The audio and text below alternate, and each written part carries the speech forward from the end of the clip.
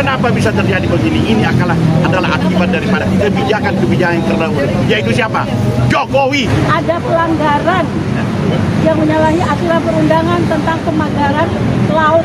Sedayu Group lah yang melakukan pemagaran tersebut. Nah, menteri itu bos kita lah. Kapanpun kita siap datang. Karena apa? Kalau mengikuti jadwal kita nggak mungkin bisa ketemu kita gitu loh. Karena pemimpin di negara kita kan semuanya ngebos. Oke deh, nggak apa-apa ngebos. Tapi daripada nunggu di lama lewat kompres media ini, substansinya udah kami sampaikan. Tuh nama-nama diproses hukum.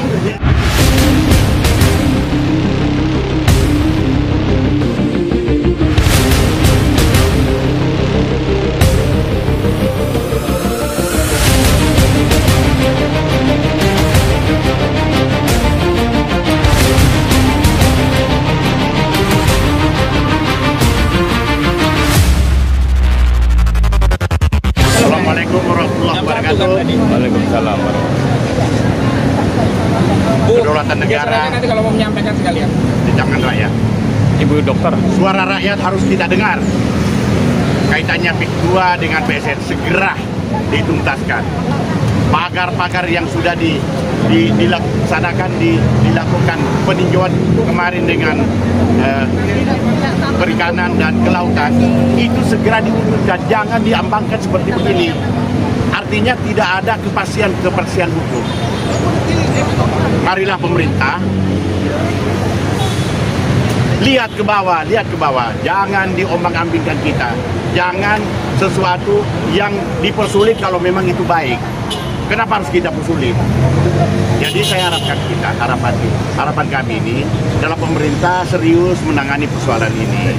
Saya melihat bahwa sudah keseriusan pemerintah sudah ada di situ. Cuman barangkali belum sampai kepada titik nadinya. Yaitu apa? Sudah ditinjau, sudah disegel, tetapi kenapa harus disegel saja? Dirubuhkan. Karena itu sangat mengganggu aktivitas daripada nelayan-nelayan yang akan mencari ikan. Apa penyebabnya? Ada pagar-pagar. Itu kesulitan rakyat untuk mencari ikan, mencari duit untuk membiayai anak sekolah. Lalu ada yang mengaku bahwa ini adalah swadaya masyarakat. Dari mana swadaya masyarakat kok ekskavator didapatkan di sana?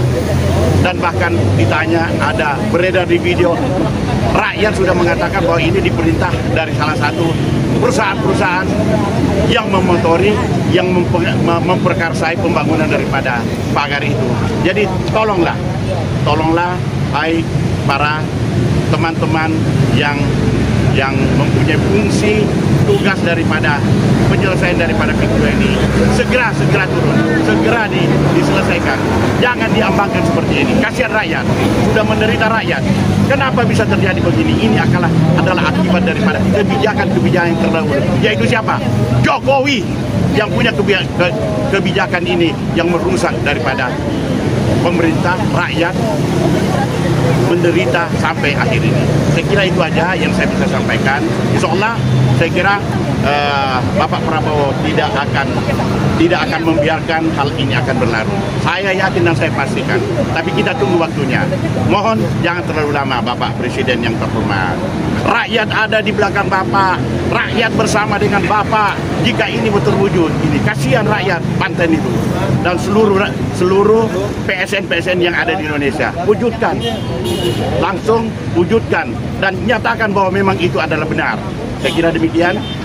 Terima kasih. Wassalamualaikum warahmatullahi wabarakatuh. Assalamualaikum warahmatullahi wabarakatuh. Saya Yulia Satari ingin menyampaikan kepada Pak Prabowo, Presiden Prabowo, kami mendengar bahwa Pak Presiden mengatakan dalam waktu 20 hari maka pagar laut di Banten Utara itu sudah harus selesai, sudah harus habis.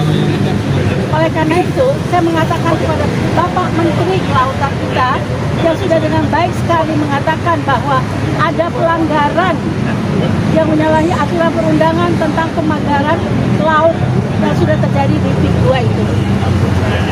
Karena selain dengan para nelayan yang dikorbankan, adalah heran bahwa dengan beko yang harganya 500.000 per hari, mereka melakukan pemagaran itu bisa menjadi swadaya masyarakat, nggak mungkin.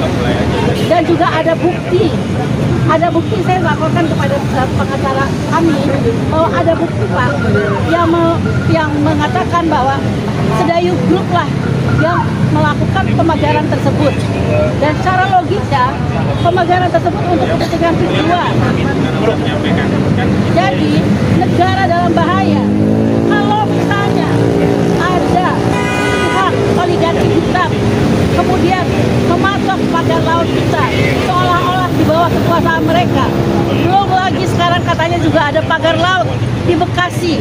Lalu kemudian laut-laut kita dipagari oleh orang-orang swasta yang kemudian membuat satu perumahan mewah yang bisa mendatangkan orang-orang dari negeri asing penyelundupan ke kita.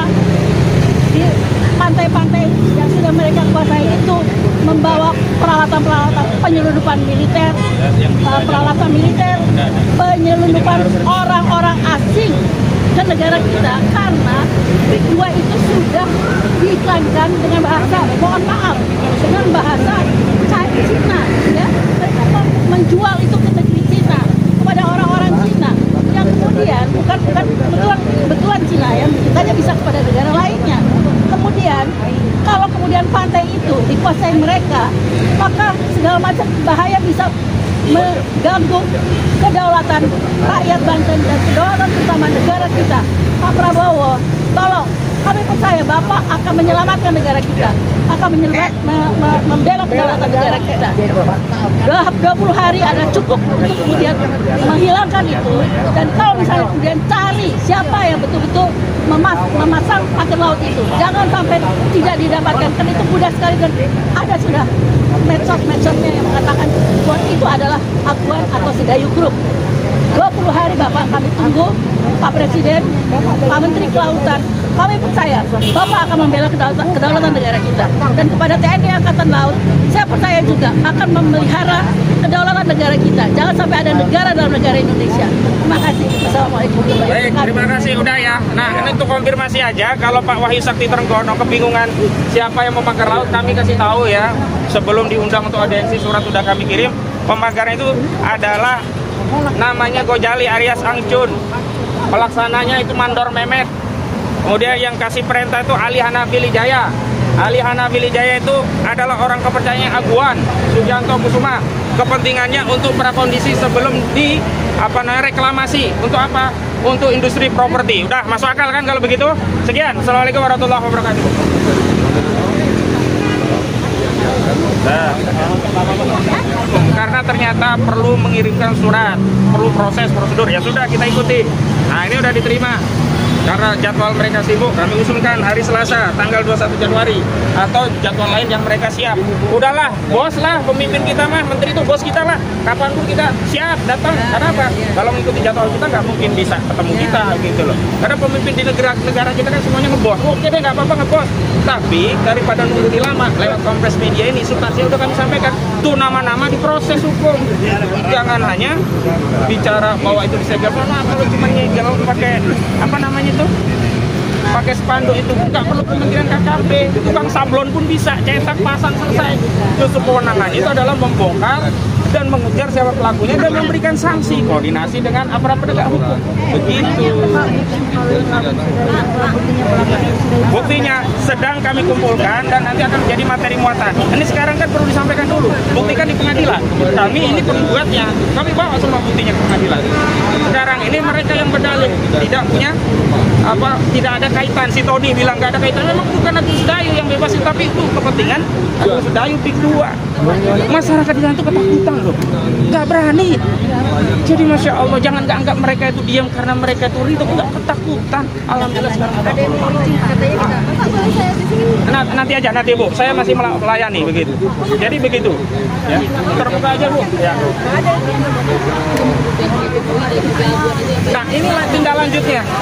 Karena salah satu materi muatannya adalah menghalangi akses laut dengan adanya pagar laut. Dan ini terbukti, sudah ramai.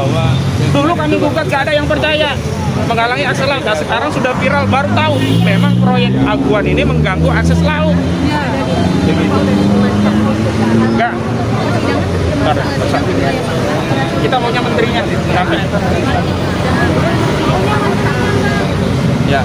Kenapa? Ya. Nanti masih ditunda karena alamat aguan katanya tidak ditemukan. Lucu kan? Alamat seorang aguan tidak ditemukan. Nah, kita akan sidang lagi tanggal 20.